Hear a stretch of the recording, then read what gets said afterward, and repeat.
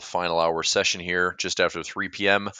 Headline for the day, thumbnail, is Ethereum better than Bitcoin? I just closed out a trade today on ETHA that was owning some shares of an Ethereum-based ETF. Had a run of about 47%. And that was only in about 2 weeks and 1 day. So I do think there's more upside. I might actually take a fresh trade if we get a dip, a pause, or a pullback, but I want to talk about that because in the performance of Bitcoin versus Ethereum, lately the stock has been, or the comparison has been favoring Ethereum in a big way. So we'll talk about that. Also have a new format to my morning sessions. So here is my Telegram. And every morning at 9 a.m. Eastern Time, if you'd like to join me, this is free for everybody. If you'd like to join me for a daily profit room session every day, Monday through Friday, 9 a.m. Eastern Time, I just posted here. So this is a chance to jump in live, build a nice big community. You'll get daily nuggets, lessons, trades. I'll be able to, touch base on all my services here with these live sessions. Today was a big picture. We had a lot of education sprinkled in today. We were live for about 2 hours. Day to day, we'll actually distill it down, concentrate it into more, specific lessons. Like tomorrow, I'd like to go into something really straightforward, like, building a core position, taking care of. I want to do tomorrow's lesson on calculating break evens in your trades. So whether you own a stock or trading options, know your break evens. I think it's gonna be a good lesson for tomorrow. We had a discussion today on the guardrail trade, which means I'm essentially looking to see where the market every day, every week, every month, every quarter, every half a year. You can go out in time as long as you want on an options chain, and you can see what the brokers, what the market makers, what the expected move is supposed to be, and you can look to see whether or not you want to be a buyer or seller of those options. So this information here, this is a really ugly screenshot, but basically in the live session, this all made sense, bit by bit, sentence by sentence, and it all built up into a full understanding of what these markets do on a day-to-day basis. And this is from 1 day all the way to a year plus. You can do the same concept of trading math and probabilities and a systematic way to approach the options market every single duration that you trade, all based on the same numbers. And the only thing that goes on top of this would be you add the element of volatility, whether in a low volatility environment or high volatility environment. All these things go hand in hand. So I think it's a great lesson. I know it might look like a lot, on the surface, like, what is he talking about? It looks like a bunch of scribbles that make zero sense. But I promise you in the live session, it will make sense bit by bit. Okay, so I want to get into Ethereum and Bitcoin today. Let's talk about that. Let's get into the markets. We had a nice recap today. Ended up grabbing some net profit of about $100, which if I were to hold the trades a little bit longer, I can give you exactly what my trade would have been. It doesn't really matter what would have been and what matters what is. But my trade that I took this morning would now be up around $1.20. So that would be $120 this morning. And then this trade would be trading for, oh my gosh, that's crazy. 180 down to $20, $1.60. So that's 320. Wow, big difference. So the difference of I made about $100 today, and now as I'm doing the session at 306, that same trade that I set up this morning on Daily Profit Play and Daily Profit Room is now worth about $440. That's the beautiful thing about zero DT is when you're right, you're way right. When you're wrong, you could be way wrong. So the compromise for me is I was looking to manage risk this afternoon to make sure I wasn't sitting here hoping that prices to stay above or below a certain level for me to make money. I had about $100 in my pocket, so I took it. And just because the market cooperated a little bit for me, that quickly accelerated into a nice big win. I'm sure I'll talk to some traders tomorrow morning that stuck this out and rode this thing out for maybe $300-400 profit, which is awesome. So I'll see all those traders, maybe now or tomorrow. That's fine. What's up, Donna? How are you? And this trade just keeps getting better and better, by the way, because what we needed to see today is what I talked about this morning. I wanted to see some guardrails today around 63.30. Well, we end up poking 63.35, 63.35. I mean, you hit it here where my cursor is. You hit it here again. You hit it here again. But we've rolled over late in the day. Now, the market started here around 63.04. And now it's only up about 17 points plus or minus on the day, which lo and behold is probably right around where the plus or minus move in the day was. We probably had like plus minus 20 points today. And right now it's back and forth between about, 17 points. So kind of crazy how that works, right? It's not crazy. It's market makers doing what they do best. So it was a pretty aggressive bullish run in the morning. And then you can see late in the afternoon, it just gave some of it back. So now what was up, roughly 30 points, let's say, up 30 points. Now it's only up 17. So the market kind of cut the gains in half. It's still positive on the day. We're still looking at green. Markets did gap higher and remained higher. So tail of the tape looks pretty good. S&P's up 0.4%, Nasdaq up 0.7, Dow is up 0.3, Russell's actually flat on the day. We look at the VIX. VIX is at 1648. Just a lot of chop. The VIX was steadily down all morning. So this is where I started trading this morning around 9:30, and the VIX was down all morning. And here we are giving some of it back as the VIX is kind of hanging out around this, kind of the 16.3 handle. We didn't really get too much lower than that. Last week we did see the VIX spike down or fall down to like sub 16. But these markets are still looking at maybe that implied move of like around 1% every single day. And this morning, we didn't quite have that move.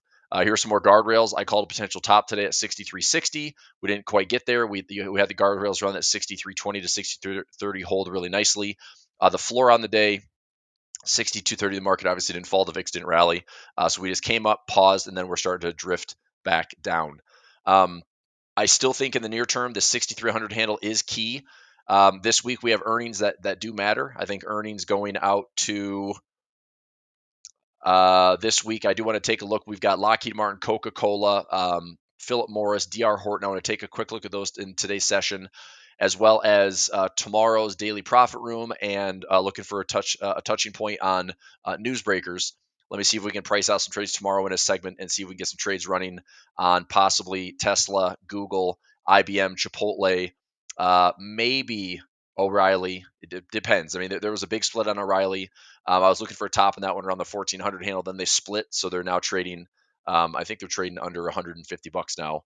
Alaska Airlines, and then before open, Blackstone, American Airlines, Intel on Thursday, which could be interesting. Deckers has some high volatility. That's I think it's UGG and Hoka shoe brands, and I think that's about it for right now. And then next week we have Mag 7, Apple, Amazon, Microsoft, Meta, all coming in next week with earnings. Okay. So what a difference the afternoon makes. I mean, this final little bit, if anybody's still holding, do I have any daily profit play traders still holding? If so, you got to be looking pretty good. This trade from the morning, I mean, you got a 185 credit that's trading down for a dollar, or not even that. $1.85 is now trading for 10 cents. I mean, you're taking like 90% of the profit. Take it, right? And then the trade I took this morning at 190 is now down to 40 cents, 30 cents. So that's $150 to $160 a contract. This one is around $170, $180 a contract. Good win on the day. So all in all, the goal is win the day, and we did. And also I had some fresh highs in the day, which is nice. So fresh highs on the day, fresh highs in the year, and I continue to march along and see what the rest of the year or the rest of the week gives us. Okay. No major news that I'm seeing right now. I mean, markets are probably going to be, hit record highs lifted by Alphabet. Really? Okay, well, the market's giving some of it back. So what did Google do today? Google's up. So pre-earnings, we get a bit of a run-up on Google. I do have some ratio spreads exposure. Here is Google for my portfolio, GOOGL, right here.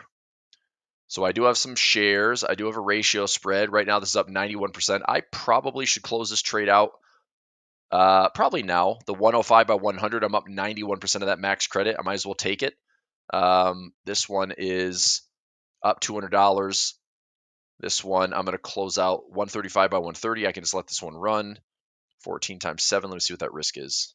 So 0.14 times 7 is about $1. So that's about $100 risk. Okay. I might just, let me unhook this one. So December, I'm going to ungroup this. And then this trade is a ratio spread. So I'm going to go ratio here. There we go. So that's a long put for protection.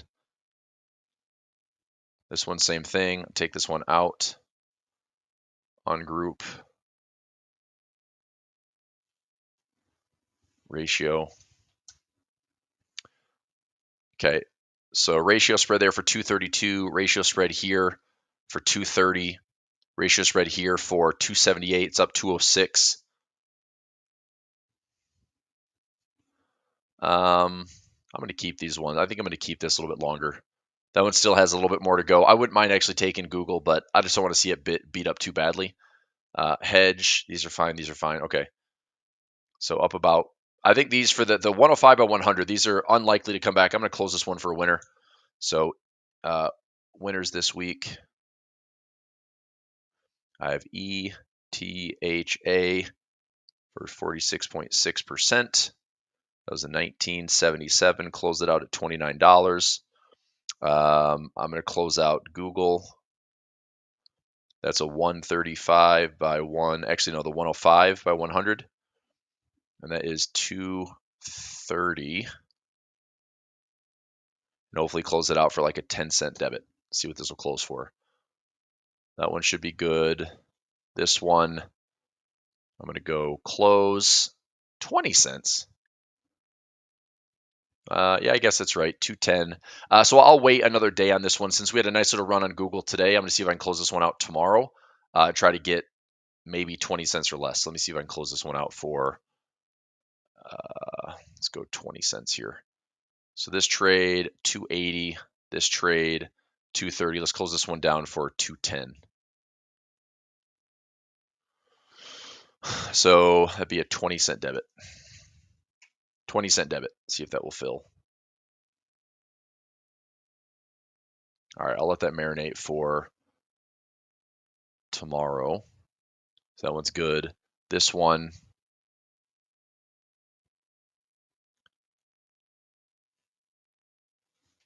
close this down for 20-cent debit.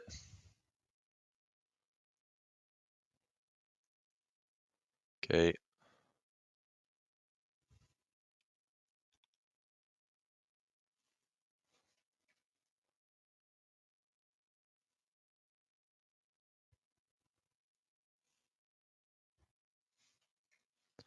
All right, 20 cents debit. That should give me 210 profit per contract. This one here. This is in Project Options Edge, by the way. So if you're my Project Options Edge, I'm going to issue this trade for 20-cent debit. See if we can just win the close. So I'll update that Telegram in just a moment. This one's fine. This one's still running.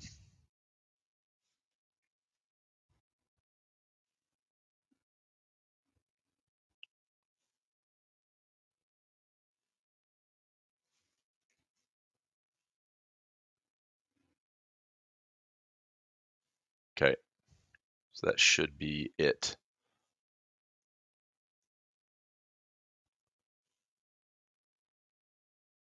There. So these hedge positions that are just way out there, and then the rest are all ratio spreads. So that's Google taking a win. Hopefully I can close that thing down for 20 cents. And they have earnings on Wednesday morning. Or I'm sorry, Wednesday afternoon. So after close, you'll see that price action reflected on Thursday's opening bell. Tesla, Google, IBM, Chipotle. Watching those specifically for this week. There's some other ones, but I'll price these out. So I'll take the time. We'll have a segment on this tomorrow for newsbreakers, and we'll price this one out. Okay, what else we have here? Ryan says, really noticed a real difference in the retail stock group this week. Big flip using calls, which is something I haven't seen. Okay, they're buying puts. I mean they should, because puts are dirt cheap, and the market's been overextended for the last, certainly the last like 30 plus days. I mean, I'm not saying we didn't have like a bullish month in July. It's typically a bullish month. I'm just thinking that we get hit with a little bit of a pause or a pullback, and I think it'd be smart to basically have some cheap hedges. It's not that hard. Two close just took off the limit order. Nice $1.40 to $1.40 at 65 cents. Good trade. Big shorts hit the tape. Nvidia today, August expiration. Yeah, we'll see. I mean, we'll see some position. Let's check the put call ratios. Let me go. I've got a blank workspace here.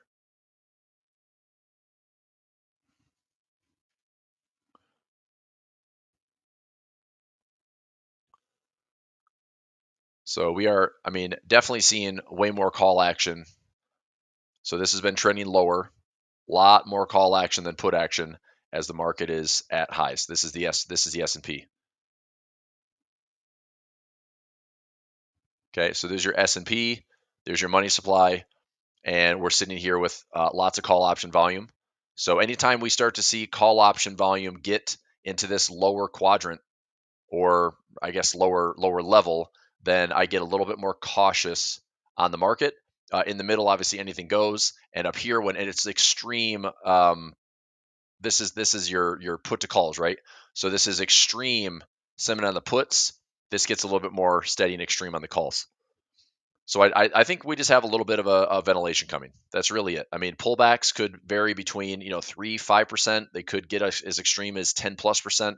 I don't see it going too much lower than that because the market has spent so much time above the 200-day moving average now. So just looking at my overall market, 21 moving average, 50 period moving average, there's just a lot of support and distance between these moving averages.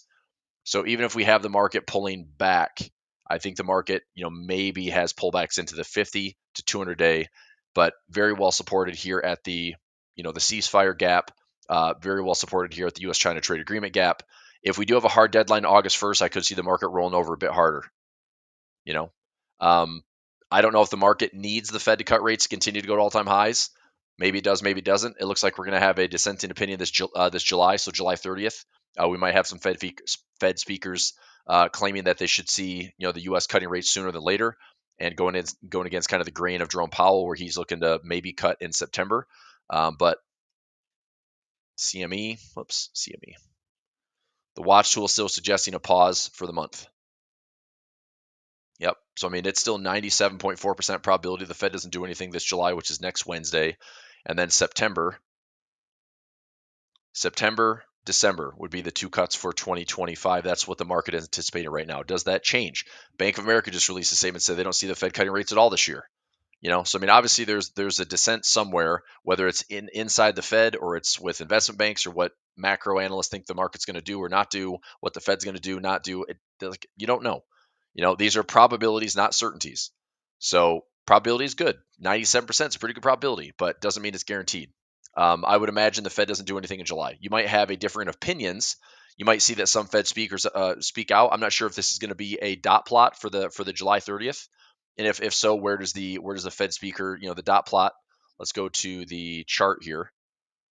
Okay, so if we get a dot plot, see this is updated when this has been published on June 18th. So I don't know if we're going to have a dot plot updated on July 30th or this is going to be September. But this is where most of the policymakers are seeing rates for the end of the year. So according to this June 18th dot plot, most of the Fed is either holding or down to like that, 25 basis points in September, 25 basis points in December. And this is where most of the Fed sees rates right now, right around that 3.75 handle. So that's 50 basis points a cut. So one cut at 25, one cut at 25 gets us down to that level for the rest of the year. Okay, 2026, everything kind of shifts. There's continuing to look for another maybe 2 to 3 cuts by the end of the year. So 2026 only has about 2 to 3 cuts kind of baked in right now. With Powell, if Powell is going to be either one removed, which I hope he doesn't. I hope he just kind of stays the course, finishes his term, and he can possibly be replaced. I think the question right now is if the market's going to keep the credibility of the Fed. If somebody steps in that's truly a yes man, that's just going to be a sycophant to Donald Trump. I don't like that at all. I think that's a terrible look for the Fed. I think the Fed loses credibility if you come in and you're just doing the bidding of the president. So I'm hoping that Powell can just stay the course, get the Fed behind him, try to have some unanimous front. I know they might be behind. I know that there's arguments right now the Fed is behind and the job market is slowing and the labor market is slowing, the housing market is slowing. I get it. I still think it's good to cut rates. If you cut rates and inflation continues to go higher, which it has been going higher, it has been stickier. I just don't see that being a good thing because even though, I mean, think about this. When you hear inflation, okay, let's go to Trueflation. Let's get a reading here. So Trueflation. Right now, so we went from this recent high to this recent low. That's a big drop. Okay, you go out a little bit further. Let me see if I can go out to like, I can't update that. Fudge. All right, so back in, this would be December of 2024, we were up to around 3% third-party Trueflation reading. Okay, that dropped all the way down to 1.22. We did see inflation trending lower. Look, this doesn't mean that inflation is going down. All this means is that prices are going up slower, right? So this means that things are more expensive by about 3%. This means things are getting more expensive by about 1.2%. This means things are more expensive by about 2%. So there is still inflation. We always have inflation. It just hasn't been front and center in our daily lives and on our radar every single day like it has been for the last 5 years because we feel it now. We know it now. We recognize it now. And crap has gotten more expensive. So even if inflation is sticky and going sideways, it still means that prices are going up like 2 to 2.5%. And already stuff is expensive. So things still go up. Are you getting a 2 to 2.5% standard of living increase? Probably not. Depends on who you work for. Do you have more W-2s and 1099s? I don't know. Maybe, maybe not. So it's just prices are still going up. They're just going up slower. That's what inflation is. This is why it's such a big deal. I mean, obviously, it'd be nice to see that inflation is going to go down. But part of me almost wonders that the reason this went down so aggressively, and especially this big drop in March and April, was because the markets were also falling. That's a deflationary pressure. So anyway, we'll see. But here we are, sitting at all-time highs. I think that we slowly grind for the remainder of the month. There's only basically 1.5 weeks left, right? So we get through this week with a couple Mag 7 earnings with Tesla, Google. Next week is Apple, Amazon, Microsoft, Meta. And we get to the Fed on Wednesday. We get to non-farm on Friday the 1st. We finish the month. We started a month. We also have the tariff deadline on the 1st. I'm not saying any of this is going to mean like the day of August 1st, what a big deadline. But the market could either melt up into that or start to top out and fall coming into it. Does that make sense? So we could have a market melt up into the end of the month, or the market could go sideways, and then starting in August, the market pulls back a little bit. It's still, as the markets always do, up, down, sideways, right? That's all it is. So, all right, that's that. Let's see here. For today, let's go a little top down. So S&P, Nasdaq, Russell, everything is up. Russell's down 0.1, almost break even on the day. Dow's up a little bit, 0.25%. Nasdaq up 2/3, 1%. Russell up, or S&P up 1/3, 1%. VIX was down all morning from like 17 down to like 16.4, 16.5. Right now, the VIX is trading at 16.5. Dollar index down on the day. Here's currency strength. Japanese yen super strong today. Pound and euro equal. Dollar weaker. Decent. I mean, that's a good volatility move. So we have dollar yen getting way weaker by about 130 pips today. So dollar yen would have shown a nice red candle. Yep. So nice red candle turning at past support, becoming resistance right around that 150 handle, 149, 150 resistance. We called that for the last couple of weeks as it was running from 142 to 148, 149. What are the currency strengths? So Japanese yen pretty strong. How'd that turn the other ones? Aussie yen maybe less than 100 pips. Yeah, barely budged there. CAD yen barely moving. Swiss yen not much. Euro yen not much. Pound yen not much. It looks like the pound yen gapped lower. Is that real? So we gapped lower, tapped the gap, and headed down. Well, what did we start out with? Yeah, I see that move right at the open here. This would have been a 5 p.m. Sunday night open. Looks like the Japanese yen had a big spike up. MP says, what's a good hedge to put on right now with MES? I mean, how far are you willing to go out? How far are you willing to go out? I mean, if I were to hedge an MES out to the end of the year, then I'd probably look at some technical levels like this. Let's go MES, which is micro. Okay, so you have the S&P minis at ES. This is a micro. I think if you were willing to go out like 30, 60, 90 days, getting back to this area could be pretty reasonable for like an out of the money debit spread. That might be about it for the short term hedge. If you want some big asymmetry, you try to see if we pull back more or more. So kind of the if you want to make money on a hedge, this is probably the way to play it. If you want to go higher reward to risk, so like high reward, low risk, but you want like 10 to 1, 20 to 1, you're probably looking at this like maybe a 20 to 1. Maybe this one's probably playing like 50 to 1 now. So this is a low probability trade, but it can pay extremely well if we somehow have the market just fall back to April lows, which is super unlikely. But if it happens, that hedge is ridiculously good. So 1% that pays you 50%, yeah, that's pretty awesome. That would have a lot of downside protection. 90 days? Okay. So 90 days, I mean, if I look at a trade here for 90 days MES, I'm probably looking at more of like the 6,000 handle. So I'll go MES here. Okay. MES. I have a 60, 71, 88 day expiration. So I can go out to October 17th. October 17th. Maybe something in this, like, I kind of like the 6,000 handle. So if we did like a 6,000, it's going to be out of the money spread, maybe a 6,000, and give myself a little bit of upside here. So something like that. I mean, it cost me $118 to make 800, maybe a little bit more. Let's say I'm comfortable with like a $250 risk. Let's see what that's going to cost me. So about there. Okay, so I could go a 6,000 long put, buy a 5,400 short put. So I create a 600 wide debit spread. It's going to cost me $258 to make potentially 27.41. Again, return on capital is pretty good, right? 27.41 is my max profit. 258 is my max risk. I mean, that's 1,000% gain. So that's about a 10 to 1, right? That's a good hedge.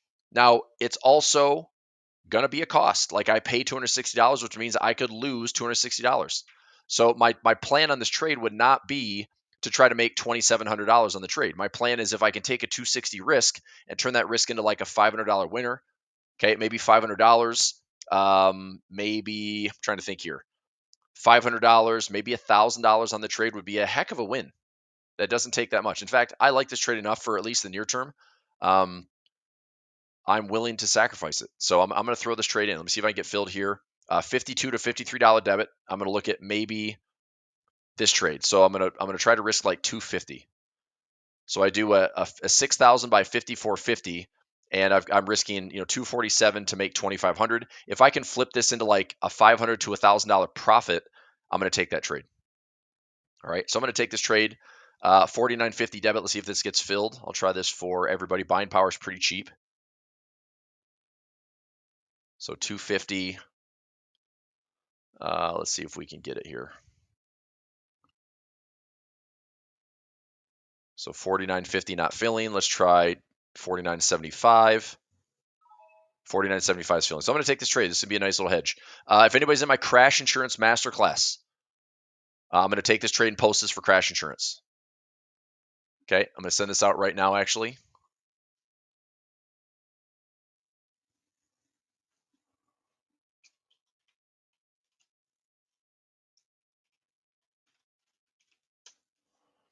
All right, I'm going to post this for crash insurance masterclass, crash insurance, new trade, MES. I'm going out to the October 17th expiration.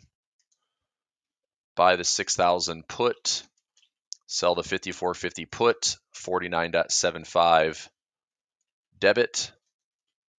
Max risk is going to be 248.75. And max profit would be 2501.25. 2501.25 would be max profit. Okay, that's pretty inexpensive. I'm going to throw this in. So everyone's going to get some hedging here. Filled.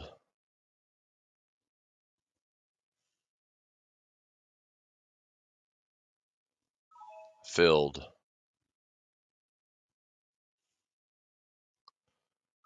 Filled.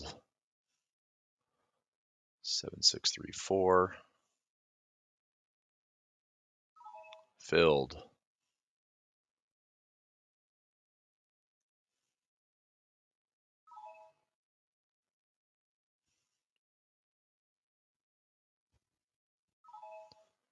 Okay. 7671.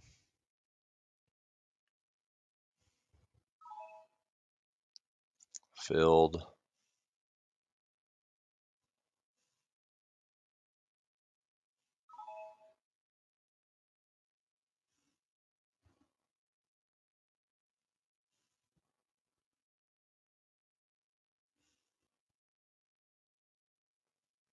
Okay.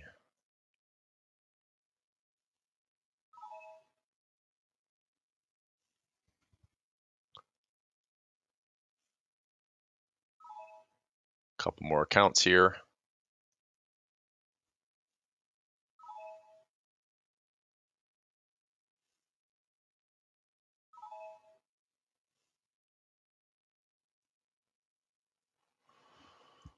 Okay, so those all got filled at 40.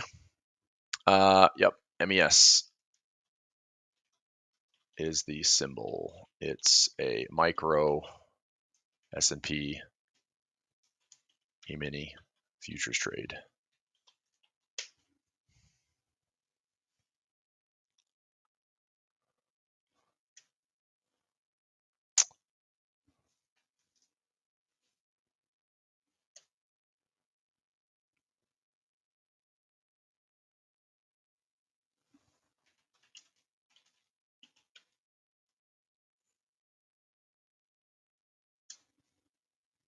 All right, let me edit this real quick. Edit message. This is micro E-mini S&P futures.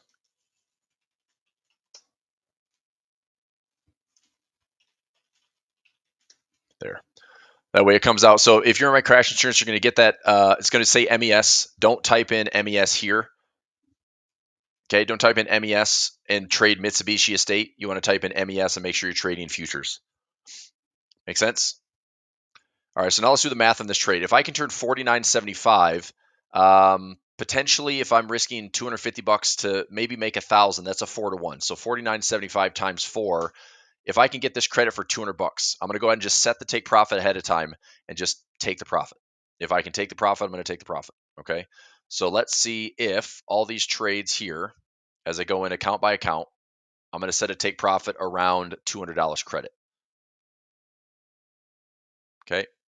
So max credit would be $550 on MES.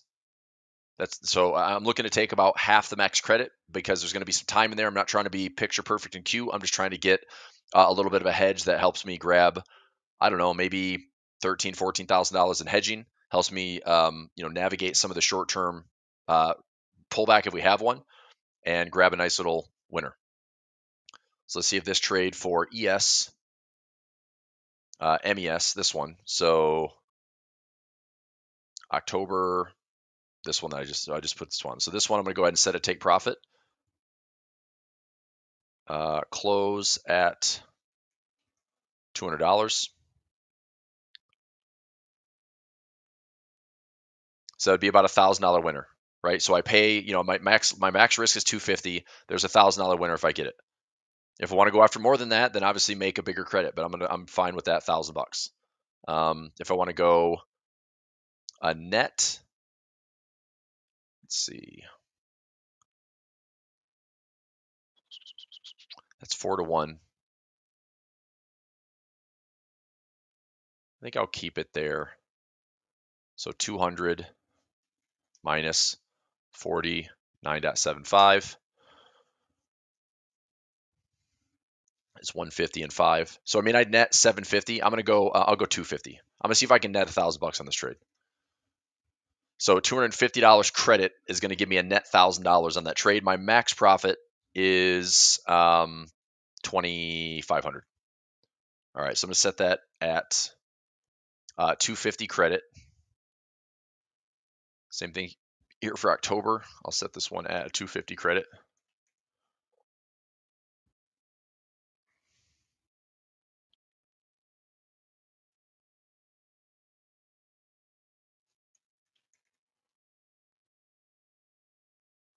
$250 credit.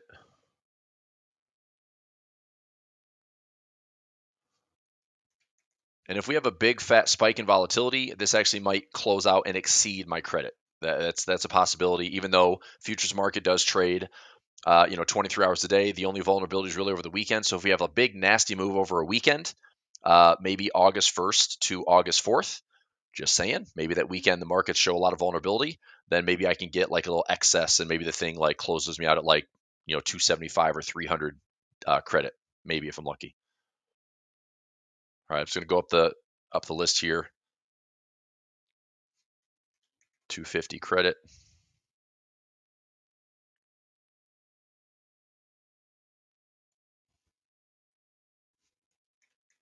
$250 credit.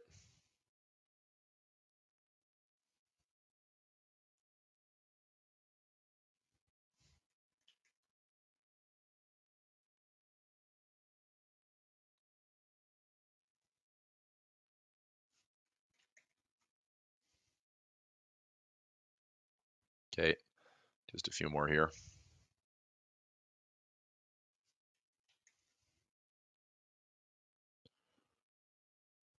All right, almost there.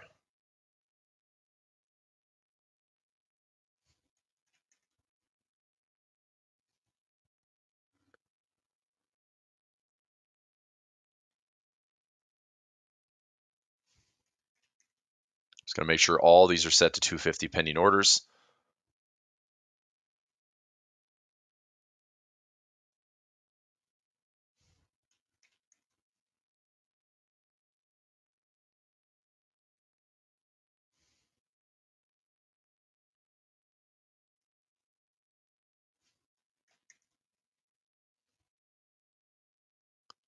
Okay, and final one.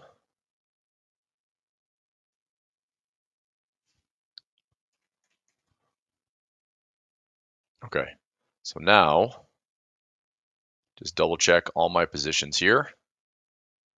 There. So I should have 1, 2, 3, 4, 5, 6, 7, 8, 9, 10, 11, 12, 13, 14. 1, 2, 3, 4, 5, 6.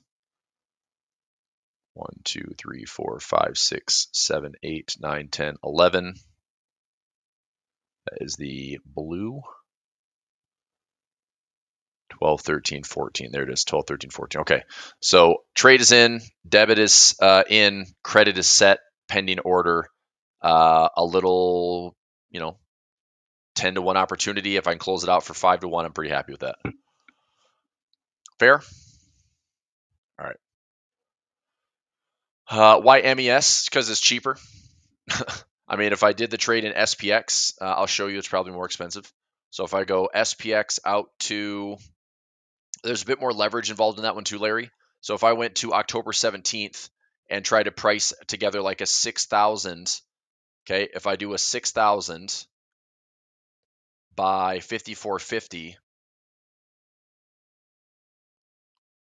okay, it's going to cost me, oops, so 6,000 right here. I mean, that cost me $8,000 to get in the trade. So obviously I don't want to spend that much. I don't want to spend nearly that much. So that's just buying a put. If I were to spread this, let's go to 5,500. Okay. It still cost me $5,000. That's way too much money to hedge. So I'm not going to spend $5,000 to be like, oh, I can make $45,000. Well, it's a hedge. Like I want this to cost me like a fraction of 1% to pay me, 2, 3, 4% downside protection if I can get it. So if I did 54.50, which is the same trade I have in futures, I have to pay $5,200 on my trade. It's like that's way too much risk. Yes, I can make 10 times that, but the probability of making 10 times that trade is slim. So I keep the cost-effective hedging. I'm going to risk $250, which is nothing. That's like a quarter of 1%, maybe not even that. And if it can make me 0.5 or 1%, it just helps me kind of ventilate some of the downside. So I don't have to take big drawdowns. I can have some gains. Make sense? All right. Have I looked at Delta? I did, but Delta already had earnings, so I'm not that interested in it. Delta is up here. I mean, the only thing I can see on Delta now with airlines would be, maybe some type of, I don't know. I mean, if puts are reasonable, maybe a put on Delta. I still don't like airlines at all, honestly. It was a nice pop on Delta, but I'm only interested if Delta's like back down here into the 30s again. Look at this fundamentally. Delta Airlines. I mean, you can look at most of the financials. Most airlines are just not that great, right? Earnings forecast to decline, high level of debt, insider selling. I mean, there's some upside to it. I mean, price to earnings is pretty cheap. Fair market value is up into the 60s. It's just like I just don't want to pay a lot of money for it. It's also pretty. I mean, I'm not going to say it's low beta, but it's just one of those stocks. Like it's a sector that just doesn't do that well. If we have anything in energy, airlines are really sensitive to it. Your beta is 1.29, so it's slightly more volatile than the S&P, which I don't love that, obviously. So, yeah, I mean, Delta's just not my favorite. And Delta already had earnings, so it's kind of over and done with. This week we have Alaska Airlines, which is ALK. ALK at 52. Again, I don't know what happens. It's kind of right back in this recovery zone. I could see like Alaska Airlines popping up into this like 60 handle, maybe 60 to 65, but I could also see it pulling back into like 45. I mean, I don't mind Alaska if we're in the 30s again, like low 40s or high 30s, maybe just selling some puts. I had some trades last week on American Airlines that I had puts based on the COVID lows. I was selling like a 9, 8, and 7 naked put combo, and I grabbed, whatever, $3 or $4 of credit and ended up making profit on the expiration last week before earnings. So Southwest Airlines, I mean, has made a pretty good comeback off these $25 lows. I'm just not that excited to be like long airlines. Spirit, JetBlue is still a thorn in my side. I own this stock, regrettably. I would say begrudgingly, but if we have a squeeze to the upside, then that's pretty much what I'm holding out for JetBlue to see if this thing pops into like the double digits again. We pop up to 10. I think my break even is 7. So we pop up to 10. I'll just dump the shares. That's all. What about your DPP for tomorrow? Tomorrow let's take a look at it. That's a good question for tomorrow. So that is still running. We're going to have some more time in that trade. So waterfall, reverse iron condor, it's currently upside down. I need price either be above 63.20 or below 62.95. So if we can move, 10 to 15 points tomorrow, we're going to be good on the downside. If we can move another, 10, 11 points to the upside, we can be good tomorrow. So basically tomorrow I need price to go about 10 to 15 points one way or the other, and we'll be fine. So that trade should be worth hopefully 60 cents tomorrow. Or if I can grab like 40, 45, 50 cents out of that trade, that should be looking good for tomorrow. So yeah, we'll manage that one tomorrow, as well as hopefully looking at a fresh trade. Okay. All right, good stuff. Okay, MP, good call on the hedge. I actually hadn't had a trade in for a minute because a lot of my hedges are out to December, and I've got an August expiration that's probably garbage. I've got a September expiration that's probably garbage, unless the market does something exciting to the downside. If the market's really volatile to the downside, then I've got some hedges that'll work out really well and pay really well. But a lot of my hedges now, like out to December, are just waiting, and it's kind of like back to April lows protection. If we get it, I'm still going to finish the year very positive. So that's the nice thing is I can choose to kind of participate with this melt up, participate with this drift to the upside. But if something really, really, really bad happens, I still have a lot of downside protection with a ton of asymmetry. So I mean, this portfolio protection wise should be, I'm going to say, like fairly bulletproof. It's obviously going to come with a lot of volatility, but those hedges could pay out in a big, big way, and I could still maintain a lot of this value. So that's not bad. I mean, right, like the year started out around 1.8 million. So 1.8 million, 382 divided by 1.8. So I mean, the whole portfolio is up about 21.2% this year. That's not bad. I want more. I'm still grinding more. I'd like to push, 25, 30%. I'd like to have some steady income trades, just keep doing my thing, doing my grind. But yeah, I'd love to see if I can push this thing towards, 30+%, beat the snot of the benchmarks, and, continue to fight the good fight. So, all right. Yeah. So we'll talk about that tomorrow. Jonathan says, are you short the US dollar? No, I'm not. I'm not doing anything on the dollar right now. The only thing I'm holding dollar Swiss. So I'm still long dollar Swiss. And I don't love it. I really don't. I'm still long dollar Swiss with a break even around 84, and I'm looking to get back into this like pocket here around 87, 8800. The obvious trade for me is to be patient right now. So be patient right now, okay? And then see if this market can break the trend line, give a pullback, and then have some type of wave structure, find a pocket, find some structure, and turn the corner. Does that give the dollar a bid? Sure. If the markets go down, like stock market goes down, dollar catches a bid, then sure, we have a run back in these levels. Take a look at bonds for a second. Okay, look at TLT right now. TLT gapped higher up to 86. I did add another chunk to my TLT position, which is a diagonal spread. So TLT here, I have the 89 calls out to September. If it gets called away, it's not that far away. That could be a bit of like risk off. I don't really want to hang on a TLT that much longer. But I'm okay because I'm out on this thing for 2 years. UNG is another one. UNG is 16.5. That's my call trade at 14.67. That's August 1st. That's coming up next week on Friday. What other diagonals do I have? Look at this market, by the way. This market just faded and gave back everything it produced today. That's a lot of volatility for a Monday. I'm not going to lie. Close here.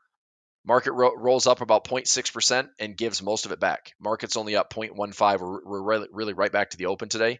And I could see us kind of stalling right there. But not trying to catch the floor. And this dead zone, by the way, this dead zone that I can extend to tomorrow, I need to see if price can get either above or below by tomorrow's trading. So do we fill this gap tomorrow? Do we start pushing lower? This is just a melt up on a Monday to give it all back on Tuesday, Wednesday. I don't know. Like big earnings this week, I would say is going to be Thursday. Like Wednesday night to Thursday morning, that's when the market's going to be moving. If we have more follow through off of this little, U-turn, then pretty crazy stuff, right? Like this market came right back to where it started, and it's essentially flat on the day. That is exactly why I spent all this time this morning talking about this guardrail trade in my daily profit room. Okay. If you were in that live session, this should make sense. If you come in my daily profit room tomorrow, we can revisit this. The market did exactly what the market makers should be having to do, which is not go too high, not go too low. And yes, it did silly things intraday. I mean, I was upside down at one point around $500 today that I ended up closing out for about $100. That could be right now. Again, hypothetically, had I just let the trades run for the next 10 minutes, I'd be up around. I'm trying to think. $3. So $300 plus another 184 plus another 190. I mean, net down in the day, that's a pretty good chunk of change. Again, if I didn't touch anything today, then the market did what we talked about this morning, which is it hit a ceiling and started to retrace. So 300 plus 184 plus 190. I mean, that would have been my max profit on the day. So at one point I was down about $500, had about $674 of profit here that would be done in the next 10 minutes. As long as price stays where it is, this is an easy win. But I grabbed a portion of that because one thing you have to do in a zero-day environment is manage risk. So I do, and that's why we have 90+% win rates, and we have defined risk, and we don't let anything go just crazy. And there's no point. There's no point in taking tons of risk in a zero-day environment. There's no point of taking crazy risk anytime. Risk defined.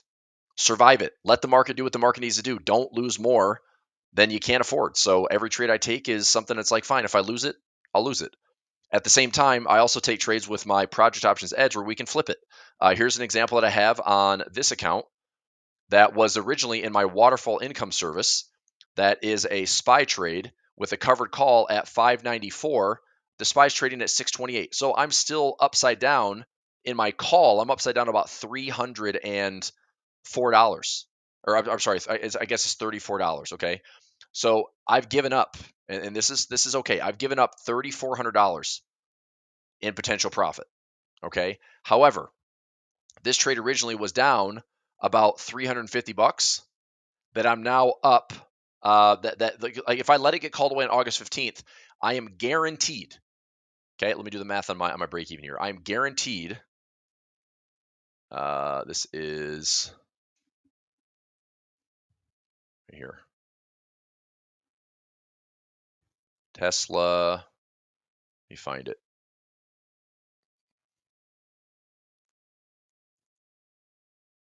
I think I just type in waterfall. Yep. So waterfall, good. SPY and Q's good. There it is. This trade has a break even of 553. Okay. So 553.04 minus 594. So right now, if I don't do anything, I am guaranteed to take a $350 loser and turn it into plus $4,096. Okay. That's not a bad repair. So what could have been a loss, and woe is me. I can't. What a stupid strategy. I don't make money. Advanced trade management that I teach in my master classes for lifetime members of Waterfall. We flipped this thing now for a $3,700 net winner. Right. That's a big swing in my direction, and I'm going to keep doing this. I'm going to keep adding to this to make this bigger and bigger and bigger and bigger. So if I keep doing this until the end of the year, there's a good chance this might be $4,500, $5,000, $5,500 profit. It just depends on how good the premiums are. But I will keep doing this as a campaign trade. So anyway, just lots of ways to get the job done. Just keep grinding. Just don't let trades. No one trade should be the reason that you can't afford to trade anymore, or that. I mean, I know heroically, it's like everyone wants to have that big trade, right? Who didn't want to buy Nvidia at $89 this year and ride this thing up for 100% gain? Everybody wants to, right? But the question is, did you? Did you buy it down here? Did you ride it up? I mean, look, I bought Nvidia and rode it from $90 up to the highs at 150. That's a pretty good trade in my world. Okay. The fact that it went higher, I guess my discipline is, should I have moved trailing stop losses? Probably yes. Because maybe if I used stop losses, I could have moved the stop loss here. And as it was going up to 150, I could have put a stop loss as I'm in here, put a stop loss in, and it goes higher, in, goes higher, in, goes higher. And then it goes up again in here, and now trail. I mean, just keep moving stop losses, and you're trapping in all that profit, which is great. But that's the best I can manage this trade. So once we hit all-time highs, I'm like, I'm done. I just got out of it. I closed it out for 150. I'm happy with that trade. That's a good trade. So did I put 100% of my account on Nvidia to make that huge run? No, I didn't, because nobody wanted to touch Nvidia when it was down 50% this year, right? But I had the courage to sell a bunch of puts, buy some shares, do some ratio spreads, and make a bunch of money on Nvidia. It's just one trade, you know? And if it got me in trouble, I would have tried to repair it. So I tried to allocate the capital. I mean, the fact that this thing split, number one, it became affordable, and there's still a ton of volatility and leverage behind it. It's just been a great trade, you know? So Larry says I made 100% on the Nvidia calls from last August. Good, man. That's awesome. You'll never get the lowest low, the highest high. Yeah, I know. So it's this. Think about the lion's share, right? If you have the lowest low and the highest high, then you're in like the 0.0001% of traders, which probably don't do that sustainably. But if you can take this chunk right here and participate with this chunk, you don't have to call the bottom. You don't have to call the top. You can avoid a lot of stress by guessing where the lows are. Don't do it. You can avoid a lot of stress by not guessing where the tops are. Don't do it. But if you have market participation to the upside and it works, or market participation to the downside, and you get this lion's share of the move, it works. You can make money. You know, as they say, bulls and bears make money, pigs get slaughtered. So if you can make money here, make money. If you can make money here, make money. If you're taking trades here, risk defined. If you're taking trades here, risk defined. Not big trades, not big risk, just grind, you know? And maybe that's more my style. I don't mind being in the trenches every single day, week, month. My challenge is I sign up to trade January to December. I do the best I can. I have zero expectations. I'm just trying to read the market.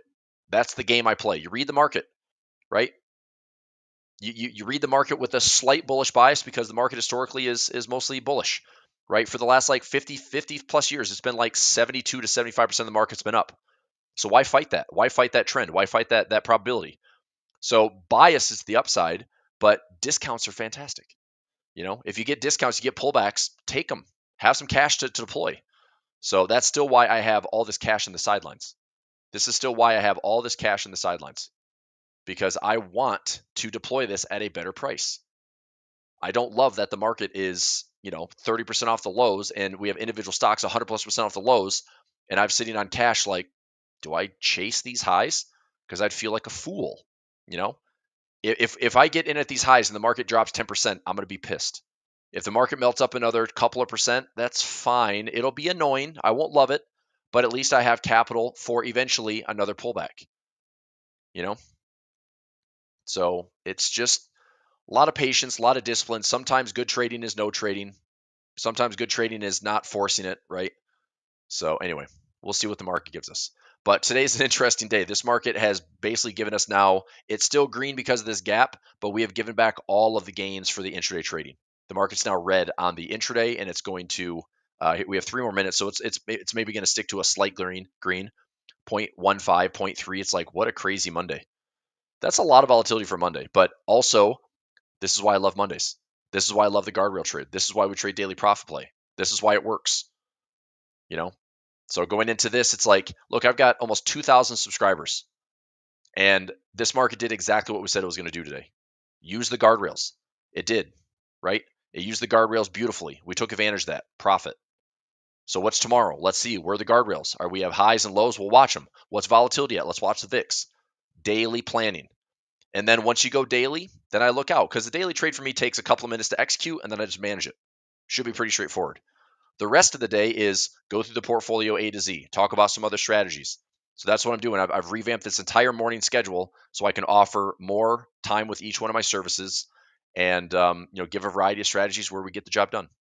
I mean, I wish I could call this room whatever it takes, but I'm going to save that for later. Right? All right. Any questions on that? Is this making sense? Does guardrail trade make sense? X says if you can't take the crash insurance on MES, what other instrument? So if you can't take MES, does that mean you can't trade futures? So ES and MES are going to be the most cost-effective way to take that trade. The next one would be maybe XSP. XSP, if I took like a 6, this wouldn't be a bad trade here. XSP, that's a mini index trade.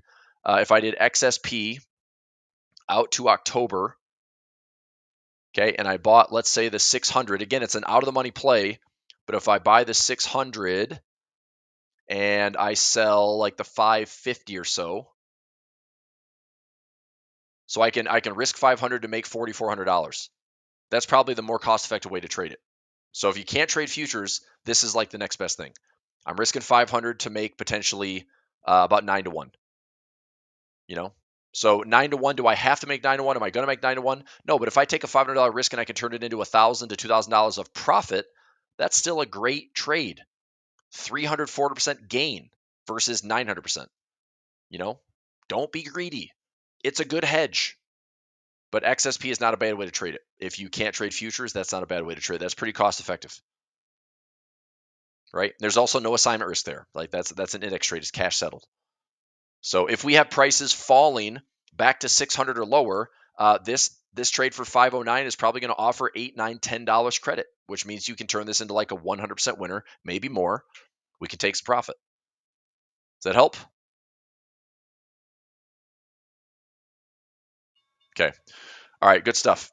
So let's see here. I'm going to add into Telegram discussion guardrails today. We added in for Crash Insurance Masterclass. I'll add here. Let me add this for the Crash Insurance Masterclass trade. I entered with MES. You can also consider XSP, mini index trade with nice reward to risk setup. So hopefully that helps. Okay. All right. So guardrails worked out beautifully today. Tomorrow in Daily Profit Play, we have a trade that's going to expire that we took on Friday. I need price to either be below this box or above this box. So if tomorrow on Tuesday the market's sideways, well, we'll take our chances. But I think we have some more follow through, whether it's going to revisit these highs again or actually see the VIX go up and try to go lower. Because what's interesting here is notch record highs, but the market, I mean, you can see the way the market closed today doesn't look really encouraging to hold these levels. So I will see if this 6,300 level, which I've said for the last couple weeks, is a key resistance level. There's lots of call option volume. There's lots of resistance levels here. It is positive gamma at the 63 to 6350 zone, which means that's kind of like roadblock, hurdles. It's hard for the market to keep going and taking those out without having some type of, it's just a lot of people selling calls right now and probably buying puts to make sure there's some downside protection. We go back to this put call. Where did I take that put call thing? Did I delete it already? Oh, here we go. So put calls. I'm not saying this is the point where I would just want to start, dumping shares and dumping positions and get, short the market. That's silly. But this call option volume ratio is pretty extreme. We're getting in the territory like this has been all call option volume for a while now, where usually you see like there's some red in here, kind of spend some time in the middle. But when this is like below, all these levels here, it's like these have been some pretty good turning points, by the way. July of 2023 was absolutely a turning point. December 2023 was a turning point. Let's see here. June, July, August of 2024 was a major turning point. December of 2020 was a major turning point. So, it's close. Close enough to take a hedge. Close enough to justify, like, yeah, I'll risk $250 to try to make $1,000 or more. But it potentially pays me like $2,500. So, all right. I think I'll wrap it up there for today. So moving forward, I just want everyone that's watching this video that's checking out, my final hour sessions, if I do them live or post videos, post updates on my Discord, Telegram, on TradingView, all my socials, every single day, if you'd like to join me, I'm live now, 9 a.m. for everybody. So my daily profit members know the deal. We're still taking trades in the morning. Those alerts go out to those members in Telegram. We're going to sprinkle in other education, other courses, other touch points. Those classes, those members that will get those alerts are getting those alerts in their Telegram, in their classroom, right? But it allows me to have the time with everyone where I have like an uninterrupted block of about 2 hours where I can just focus on the day's flows, day's levels, get some trades, prune the portfolio, and we can talk some strategies. So there will be lots and lots and lots of education, knowledge, and as I shared with everyone this morning, the point is I trade whatever it takes. I don't care what strategy works. I really don't. I just want to make money. If I'm wrong, I'll be wrong and I don't want to worry about it. Option trading has made me a much better loser because now when I lose, it's already predetermined. It's already risk defined. I don't have to have like, oh my God, I can't believe the market did that. This thing just ruined me. I hear that way too much from traders, right? Everybody does the right thing, right? Everyone's like grind, grind, grind, grind, grind, love, love, love, love, love the strategies. And then something silly happens like, April, something silly happens like December of last year, something silly happens like July to August last year. And I see traders that do this. I literally watched a friend of mine last year with $500,000 in gains for the year give back all of it in August last year.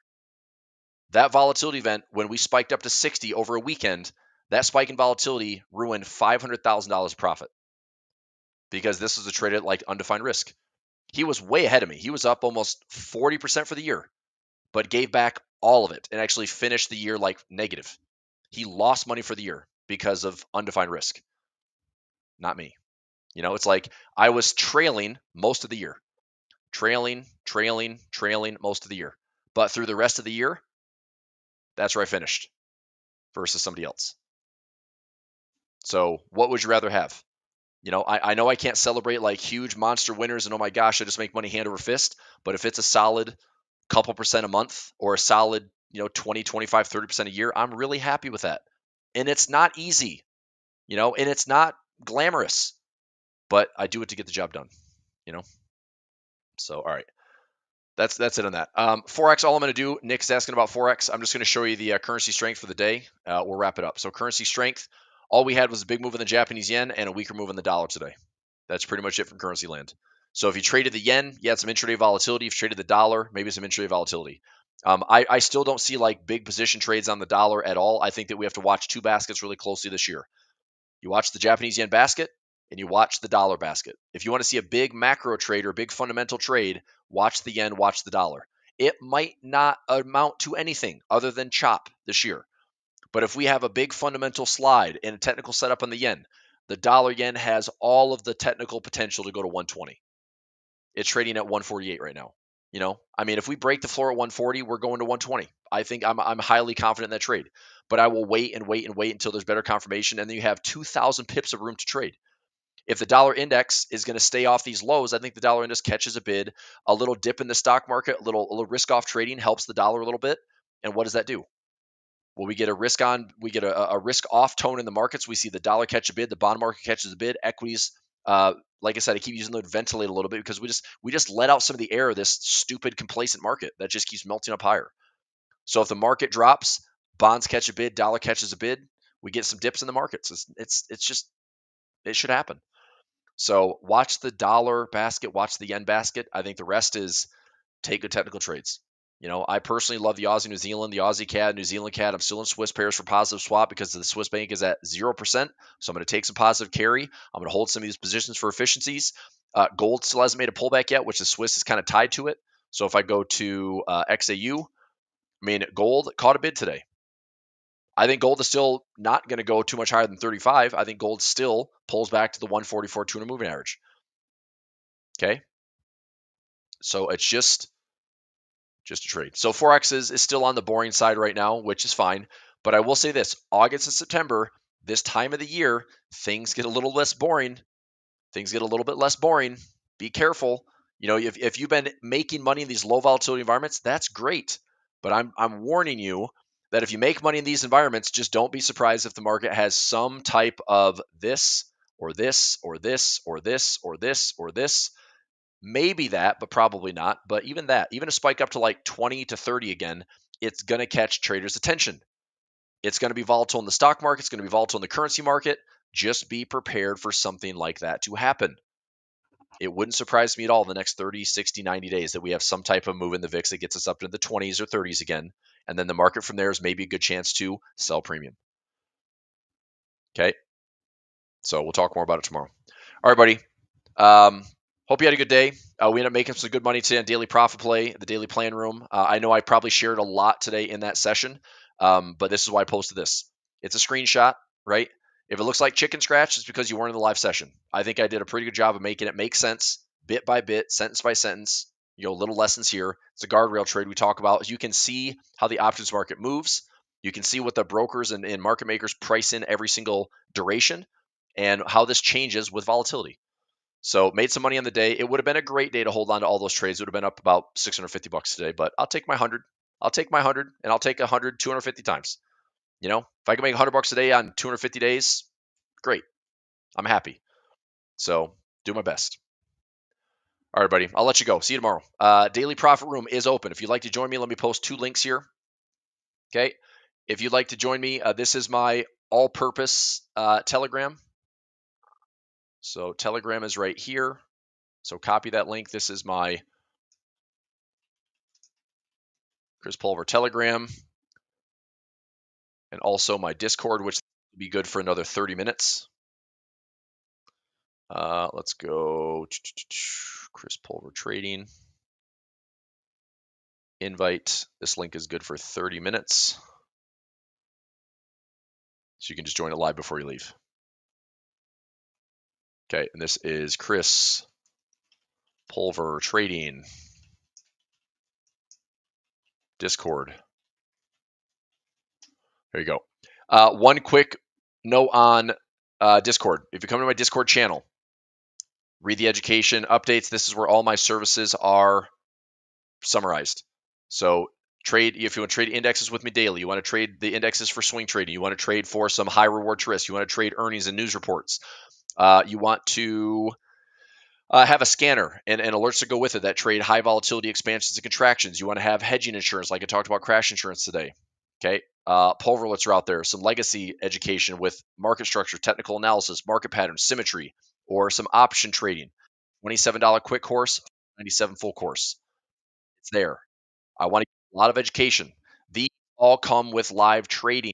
You like to live trade with me, if you have alerts with me, those are your services. Okay. If you want some education, all of these have education, tons of it, specific to the strategies that I trade.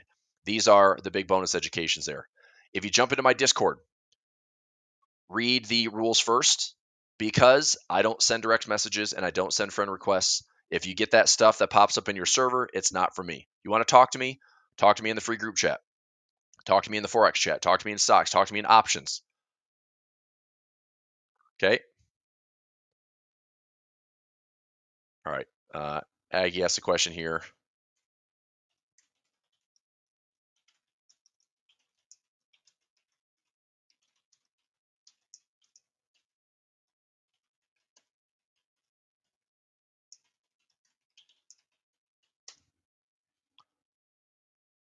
All right. So this is where I talk to everybody. Free group chat, FOREX, stocks, options, futures. When I post something for analysis, I do a lot of videos through TradingView. I'm one of their editors picks oftentimes. So if you want to follow me on TradingView, I just post it here in my analysis section. I post a link. It's in my Discord. It's in my Telegram. So I try to share that on my socials as well. Cool beans? All right. Sounds good. So come in, say hi. A couple new followers. Great. Build the community out. And that's it. You know where to find me. Read the rules. Just know I'm not sending friend requests and scamming. Please report that stuff for me. Please flag. Please kick. Please ban. That helps me out. Just keep the integrity of the channel. And for sessions like this when I'm live on YouTube, hit the thumbs up button. That helps a ton. Right? Support the content. Support the channel. Support the services. I appreciate it. All right, buddy. Thanks a lot. Let's do it again tomorrow. Bye.